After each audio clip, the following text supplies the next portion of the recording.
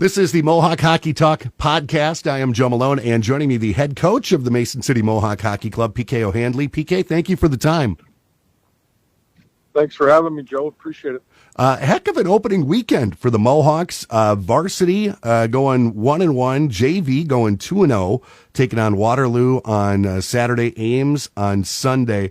Let's start with the varsity squad. It was a 6-1 victory against Waterloo on Saturday. Now, last time we talked, you said you were still kind of learning the names of some of the players on the team. Well, you probably know Braden Pierce's name, Dylan Bieber's, and Jackson Bothwell's by now. Yeah, those kids I actually did know, but boy, they really had a heck of a weekend, and I look at the growth of year over year, just knowing those guys through the years. I've happened to get to know them. Their growth year over year has been tremendous, and I thought Jackson Bothwell, not just point wise, but I thought the way he played in particular was nothing short of exceptional. Yeah, Braden Pierce ended up with a hat trick in that game against Waterloo. Dylan Bieber 2 goals, Bothwell with 1 goal. Now against Ames, it was more of a tougher kind of back and forth goal battle. Ames ended up winning in overtime. Final score 6-5. Dominic Despinez had a couple of goals. Now, the one thing I kind of noticed looking back at the score sheet is a lot of Ames's goals all came in like the final 2 minutes of each period. Was that something you noticed? Something you talked about at all? Yeah, it's we're a work in progress, Joe. So, I think it was a great lesson for the group. They've had some troubles with Waterloo, I think, from what I can gather over the years, and so you have a high emotional win where we played really well, and then you come back and you make assumptions, which I guess all of us do, but young people really do, that Mason City's kind of had their way with Ames at times, and Ames has a good hockey team.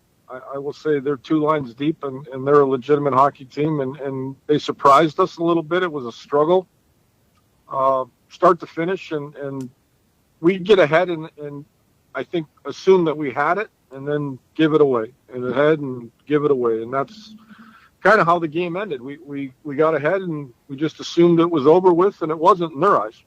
Well, not that I was a neutral observer at the games. I was rooting for the Mohawks, but from a neutral observer standpoint, an exciting hockey game to watch. Yeah, it was an exciting game. Standing from my seat in the arena, not so exciting. But we're learning, and I think what we're trying to do is just understand that and change the culture a little bit, that we're going to compete the right way for the whole time we're out there, and the kids know that they didn't do that, and the staff knows that we didn't do that, and hopefully we can correct that going into the weekend, certainly with Ames right away back to back. Now, JV, 2-0, as I mentioned, 2-1 win over Waterloo, shootout win happening there, and then a 4-2 victory over Ames. Hudson Carney had 2 goals in that game, Tanner Relo, Noah Hahn all scoring, and Avery Bayer had the game-winning goal in the shootouts against Waterloo. Now, he's a player that stands out from the aspect he's the smallest in stature on the team, 5'2", 115 pounds on the roster. He does not play 5'2", 115 pounds, though. He does not. He's a joy to coach. He gives it everything he has. It doesn't matter if the other guy's 6'2". He's going into the battle, and he's really, I think, his competitive spirit, and he's got some skill to go with it. He's really, I think, a guy that's going to continue to grow and grow and grow and turn into a real solid high school player and maybe beyond. Now, you mentioned Ames. That is Friday night, and then you've got Fremont's in town. You're at Ames Friday night, and then Fremont in town Saturday and Sunday. Ames, I think you kind of know what you're in for, being that they were the most recent opponent. But Fremont, they're coming in, and at least stats-wise, looking like offense has been a challenge in their couple of games so far this season. You mentioned, not making assumptions. How do you get the guys, the players on the team, to be ready to let's go out there and we've got to do everything the right way?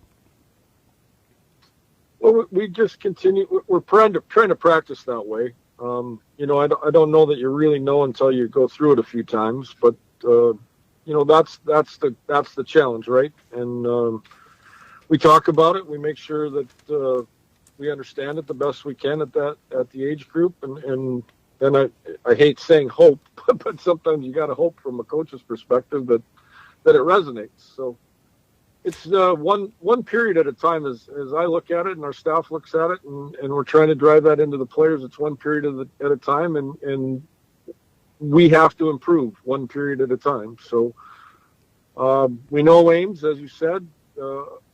We don't really know Fremont.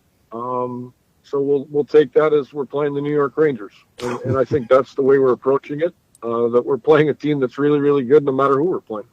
A good attitude to take. Now, this weekend is also the Salute to Veterans games, and that'll be for the Saturday game and Sunday game. The team has special jerseys that are going to be auctioned off. You can check out pictures of that. Just go on Facebook, search Salute to Veterans game, Mohawks, Fremont, and you'll find that. And the 1133rd is getting ready to ship out Sunday morning. So, I mean, a pretty prominent weekend was showing support for military, both active and retired. Yeah, I think it's absolutely fantastic that we're undertaking this, and hopefully our players are understanding the significance and the importance of this. We spent a lot of time early on just talking about the national anthem with our group, and this is another step, but this is a big step. I think the tie-in to the group leaving and what's happened in the past and all those things are very, very important lessons for everybody. If you can impact it with a hockey game in some small way, but there's a responsibility, I think, from playing sports that you do these types of things and honor what it is. So we spent some time talking about it, and I think Brandon Keelig, our manager, it's near and dear to his heart and as a veteran himself, so it's all good. Yeah, and I'm looking forward to taking in the games this weekend, being a part of the Salute to Veterans game on Saturday. So we'll see you at the rink this weekend. Head coach of the Mason City Mohawk Hockey Club, PK O'Handley, thank you for the time. Appreciate it, Joe. Thank you.